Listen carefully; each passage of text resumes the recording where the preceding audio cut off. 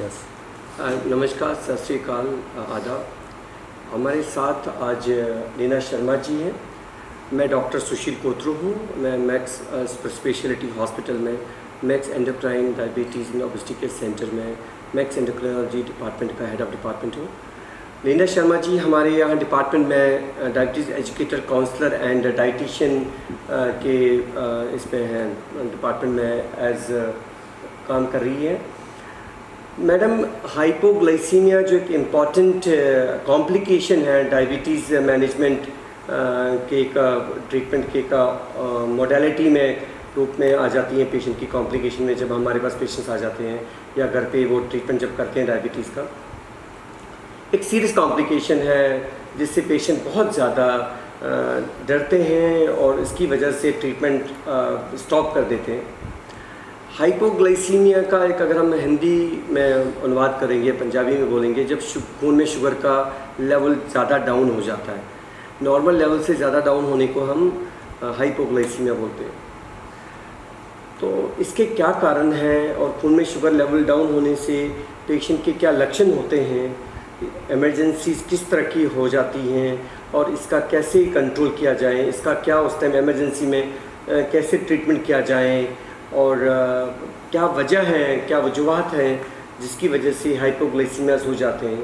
तो मैं चाहूँगा कि आप इसके बारे में थोड़ा जानकारी दें हमारे पेशेंट्स को और जनरल पब्लिक को, क्योंकि ये पेशेंट्स, घर में कोई पेशेंट है, खून में शुगर कम हो जाता है, हाइपोग्लाइसीमिया हो जाता है, पेशेंट बेहोश हो जाए, या उसके क्या लक्षण है कि इससे पहले कि पेशेंट बेहोश हो जाए और उसका कैसे निवारण किया जाए, उसका कैसे कंट्रोल किया जाए, कैसे केयर किया जाए।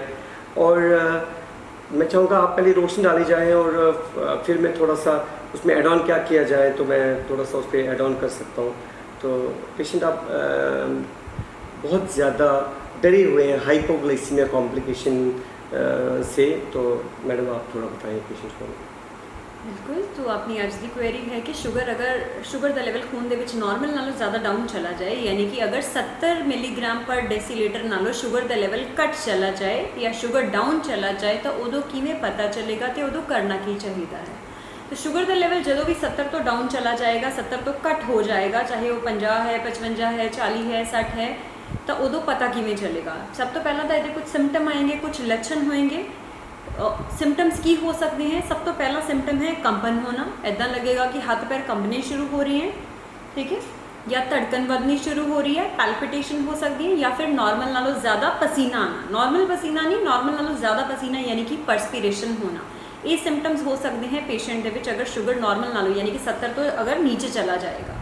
तो उदों करना की है, सब तो पहला तो एमरजेंसी के विच पेशेंट कुछ भी मिठा ले सकते हैं, चाहे वो जूस है, कोल्ड ड्रिंक है, जो भी अवेलेबल है एमरजेंसी के विच वो लिता जा सकता है। अदरवाइज एज अ रूल की होंगे 15 रूल।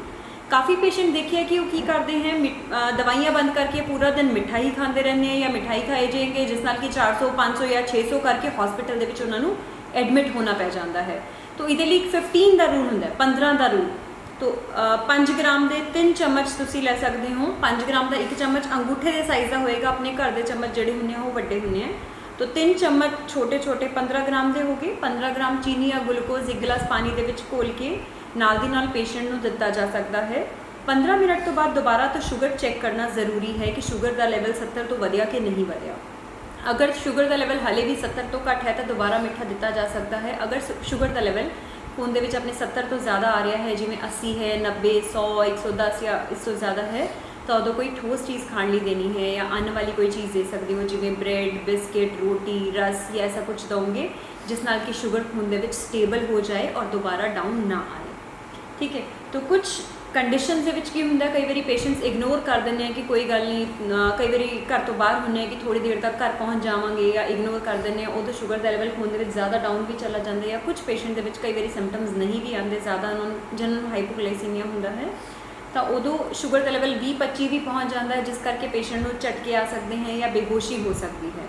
तो उदों पेशेंट्स को यही एडवाइस किया जाता है कि पेशेंट्स के घरदिਆਂ ਨੂੰ कि यही एडवाइस किया जाता है कि पेशेंट को मूँह राही कुछ भी ना दिता जाए, क्योंकि काफ़ी घर दे की करते हैं, मूँह राही कुछ भी दे देंगे हॉस्पिटल जाने तो पहला, या मिठा पानी मूँह च पा देने हैं, या चीनी या ग्लूकोज मूँह राही दे देने पेशेंट को, जिस नाल कि वो साह नली च जा सकता है, साह रुक सकता है, जिस करके पेशेंट की ऑन द स्पॉट डेथ भी हो सकती है।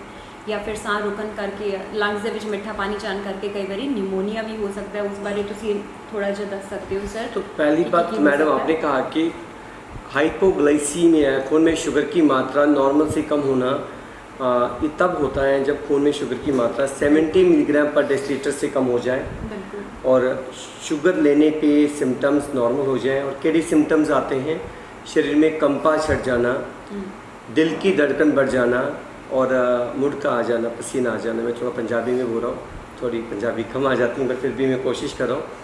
मतलब पसीना आ जाना, दिल की धड़कन बढ़ जाना और नाल क्या है कि खून में शुगर की मात्रा कम हो जाना 70 मिलीग्राम पर डेसीलीटर से ज़्यादा, तो दिल की धड़कन बढ़ जाना, कंपन हो जाना और पसीना आ जाना, ये कॉमन सिम्टम्स है। और साथ में और सिम्टम्स आ जाते हैं, भूख एकदम ज़्यादा लग जाना, शरीर में लगता है कि जान नहीं है, मैं बस अभी गिर जाऊँगा, कमज़ोरी आ जाना, ये कॉमन सिम्टम्स है।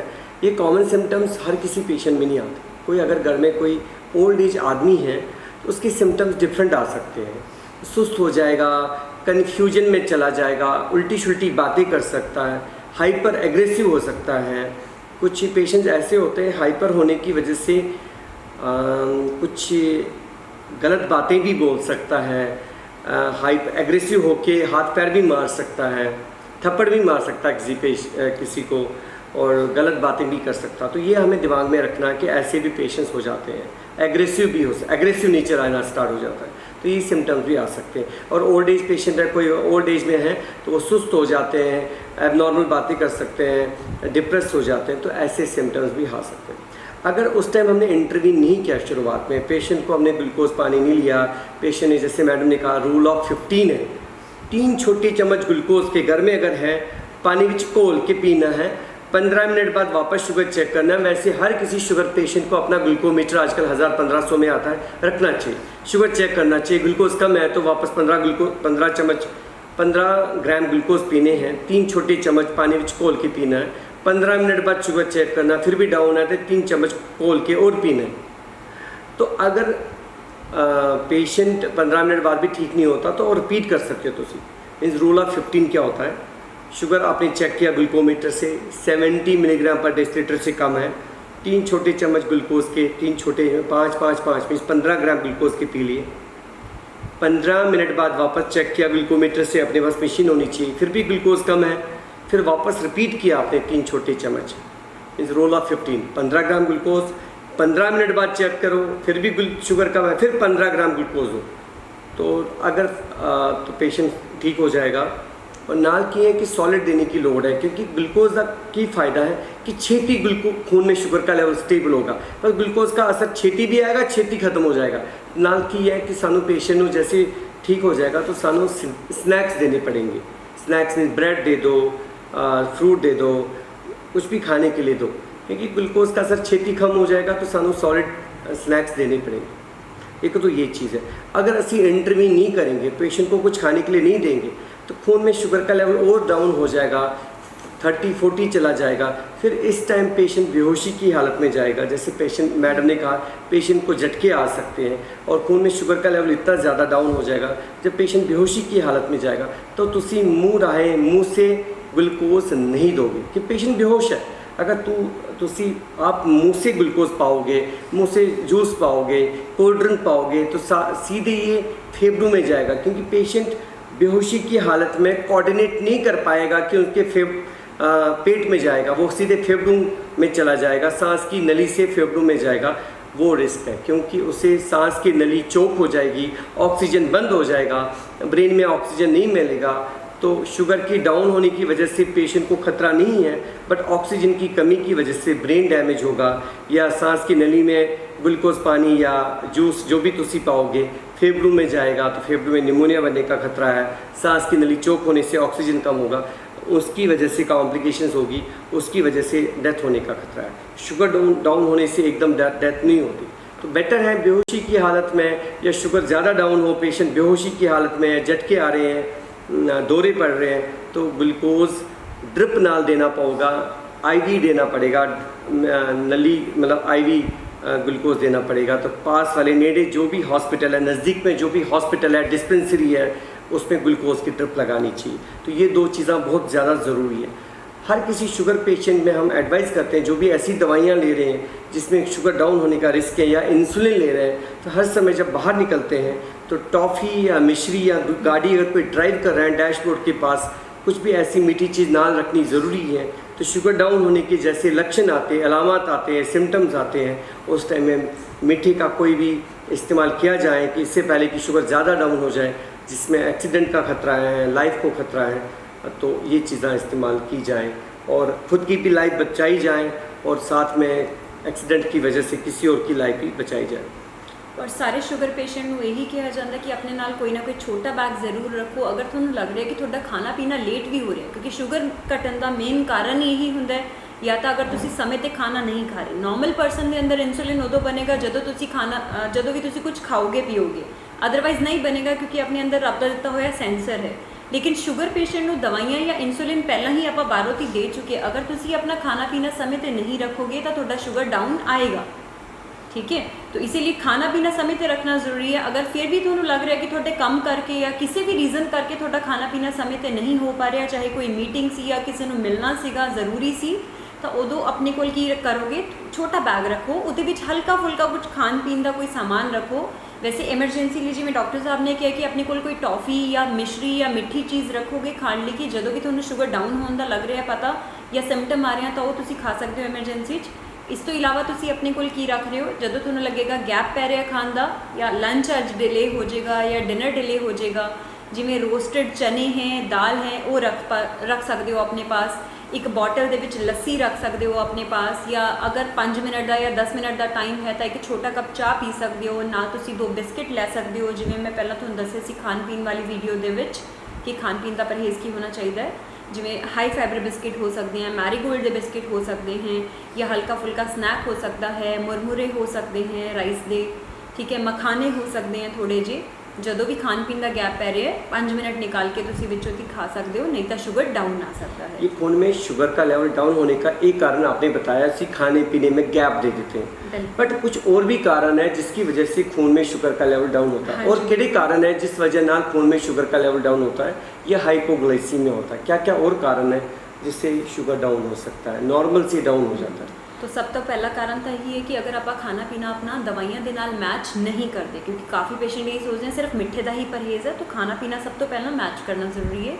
दूसरी चीज़ की है खान पीन के विच ही आ जाएगी। वैसे तो वो काफ़ी पेशेंट्स ही करते हैं खाली पेट ही सुबह सैर कसरत लिए चले जाने हैं या कोई एक्सरसाइज करते हैं, तो खाली पेट कभी भी कोई किसी तरह की कोई फिजिकल एक्टिविटी, सैर कसरत, योगा ऐसा कुछ नहीं करोगे। हल्का फुल्का कुछ खा पी के कर सकते हो। सब दवाइयाँ इससे नाल नहीं है, कुछ ऐसी दवाइयाँ तुसी या इंसुलिन ले रहे हो, कोई ऐसी दवाइयाँ जो शुगर घटा सकती है, तो नेरने काल जे तुसी रात भर कुछ नहीं खा चुके हो, रात भर खाली पेट हो और सुबह तड़के तुसी ऐसी सैर कर रही हो और कुछ नहीं खा के जा रहे हो और ऐसी दवाइयाँ ले रहे हो या इंसुलिन ले रहे हो जो शुगर घटा सकती हैं, तो कुछ हल्का फुल्का इससे मैडम जिवें कि मैं तुहानूं दस्सिया कि छोटे बैग च की रख सकते हैं आप, हल्का फुल्का जिवें भुने चने, भुनी हुई दाल रख सकते हैं, एक गिलास लस्सी ले सकते हो, एक नहीं फ्रूट मैं खा कह रहा हूँ सकते हो। मैडम, जैसे ऐसी दवाइयाँ इंसुलिन ले रहे हैं जिसमें शुगर डाउन होने का खतरा है, तो वो तड़के निरने कालजे कुछ हल्का फुल्का स्नैक्स खा के ही सैर करें। हाँ जी, तो यही जेडे मैं फूड दसे हैं यही तुसी सुबह अगर हल्का फुल्का कुछ खा पी के फिर तुसी अगर सैर कसरत या किसी तरह की फिजिकल एक्टिविटी करोगे फिर शुगर डाउन नहीं होएगा। हाँ, ये ध्यान रखना है कि हैवी मील तो बाद सैर कसरत नहीं करना, लाइट मील जो मैं तुहानूं हल्का फुल्का दसे वो खा पी के तुसी फिजिकल एक्टिविटी। दूसरी गल कुछ पेशेंट जिनको किडनी गुर्दे में नुक्स है, लिवर में नुक्स है, तो उनमें भी शुगर डाउन होने का खतरा है। तो उसे टाइप 1 डायबिटीज़ पेशेंट भी ऐसे होते हैं, कभी इंसुलिन वो थाइस पे लगाते हैं, मसल्स पे लगाते हैं, तो उसके बाद सैर करने या एक्टिविटी या स्पोर्ट्स में जाते हैं, उनमें भी शुगर डाउन होने का खतरा है। तो ये कुछ कारण है। डबल डोज इंसुलिन का लगा दिया, ये गलती नाल दवाइयाँ डबल खा ली, व्रत रखते हैं, रमादान जो हमारा पायस अभी रिसेंटली जो हमारा रोज़े रखते हैं, तो उसमें भी ऐसी दवाइयाँ तो सानू की करना पड़ेगा, सानू समझना पड़ेगा। रमादान के महीने में जो हमारा पायस रमादान होता है या हमारा हम फास्ट रखते हैं, जैसे नवरात्रे में रखते हैं, तो उसमें दवाइयाँ सारी तरह की दवाइयाँ इंसुलिन नहीं ले सकते। हमें अगर ऐसा करना है या तो हमें दवाइयाँ चेंज करनी पड़ेगी, ऐसी दवाएं देनी पड़ेगी जिसमें शुगर डाउन होने का रिस्क कम है, तो या नहीं रखनी चाहिए। तो मैं आपको बता दूं कि ये हमारे ग्रंथों में भी ऐसा लिखा है कि जिस फास्ट रखने से रोज़ा रखने से या व्रत रखने से शरीर को तकलीफ़ है वो पुण्य नहीं पाप है, क्योंकि वो दवाइयों के साथ बीमारी के साथ अगर आपको तकलीफ़ होगी, रिस्क है शरीर को, तो वो व्रत फास्ट रखना ज़रूरी नहीं, अनिवार्य नहीं। तो अगर रखना ही ज़रूरी है तो हमें दवाइयों को चेंज करना पड़ेगा, नहीं तो रूटीन दवाइयाँ इंसुलिन से आपका शुगर डाउन होगा, उसमें रिस्क है, लाइफ को भी रिस्क है, ये ज़रूरी है। तो दैट मीन्स कुछ दवाइयों के साथ अगर आप फास्ट रखेंगे, रोज़ा रखेंगे या व्रत रखेंगे तो डाउन हो सकता है। खाने के बीच में गैप देंगे तो रिस्क है। दवाइयाँ ले रहे हैं, साथ में टेबलेट्स ले रहे हैं शुगर की, और साथ में आपका लूज़ मोशंस, दस्तां लग रही हैं, उल्टियाँ लग रही हैं, तो साथ में आपको सेट नहीं करना, तो डॉक्टर से मिलना ज़रूरी है। गलती से इंसुलिन का डोज डबल लगा दिया और दवाई ज़्यादा ले ली तो वो भी देखना पड़ेगा। तो ये कुछ चीज़ें, खाली पेट निर्णय काल जे तुसी सैर करियो, ज़्यादा स्टर्नस एक्सरसाइज, हेवी एक्सरसाइज करियो, तो डबल दवाइयाँ ले ली, गलती नाल डबल गोलियाँ ले ली, डबल डोज लग गया इंसुलिन का, गुर्दे में नुक्स है, लिवर में नुक्स है, शुगर डाउन होने का रिस्क बढ़ जाता है। तो कुछ चीज़ें हैं जो कॉमन रीजंस हैं शुगर डाउन होने का। डरने की बात नहीं, ऐसा नहीं, पेशेंट को वैसे सिम्टम्स आते हैं, बट प्रॉब्लम ये है कि जिनका बार बार शुगर डाउन होता है उनको ये लक्षण नहीं आते, वो एकदम से शुगर डाउन होने पे सीधे बेहोश हो जाते हैं। तो उन पेशेंट का असी की करते हैं कि जो नॉर्मल टारगेट है शुगर का, जैसे हम पेशेंट को नॉर्मल शुगर 80-120 रखते हैं, उनका टारगेट हम फिर लेवल ज़्यादा रखते हैं। अच्छा, कुछ पेशेंट मैंने बोला वो बोलते हैं डॉक्टर साहब हमें तो 100 शुगर पे भी निर्णय काल जी हमें लगता है कि हमें खो पड़ रही है, कंपन धड़कन बढ़ती है, शुगर डाउन होने के सिम्टम्स आते हैं, लक्षण आते हैं। 150 शुगर पे भी हमें डाउन होने के शुगर सिम्टम्स आते हैं। ऐसा हो सकता है पेशेंट्स को जिनको आदत पड़ी है 300 शुगर रहने की, जब हम नॉर्मल शुगर लाते हैं उनको शुगर डाउन होने के सिम्टम्स आते हैं नॉर्मल शुगर पे।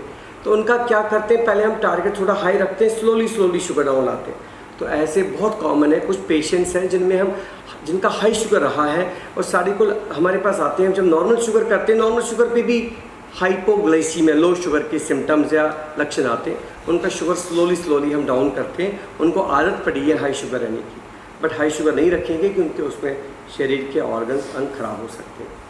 तो ये मुझे लगता है कि हमारा इसमें हमने कोशिश की है सारी जानकारी देने की कि लो शुगर, ये नॉर्मल से भी लो शुगर, ब्लड शुगर के रिस्क हैं, खतरा है, उसमें पेशेंट को भी बहुत ज़्यादा तकलीफ़ें होती हैं, और कुछ पेशेंट को कोई तकलीफ़ें नहीं होती लेकिन लाइफ को रिस्क है। और अगर उस टाइम प्रॉपरली टाइमली घर वालों को, केयर टेकर्स को, पेशेंट को नॉलेज जानकारी नहीं है तो लाइफ को भी खतरा बन सकता है। तो उसका प्रॉपर मैनेजमेंट होना चाहिए। इसके कारण भी हमने कोशिश की बताने की, और मैडम ने सही तरीके से इसका मैनेजमेंट भी बता दिया। और अगर पेशेंट्स इस पर अमल करेंगे, हो सकता है इसका फ़ायदा भी पेशेंट्स और घर वालों को मिलेगा। मुझे लगता है हम इस कंप्लीट इस जानकारी के साथ, नॉलेज के साथ हम इस वीडियो को कंक्लूड करना चाहेंगे। Thank you ma'am, thanks a lot, सत श्री अकाल, नमस्कार।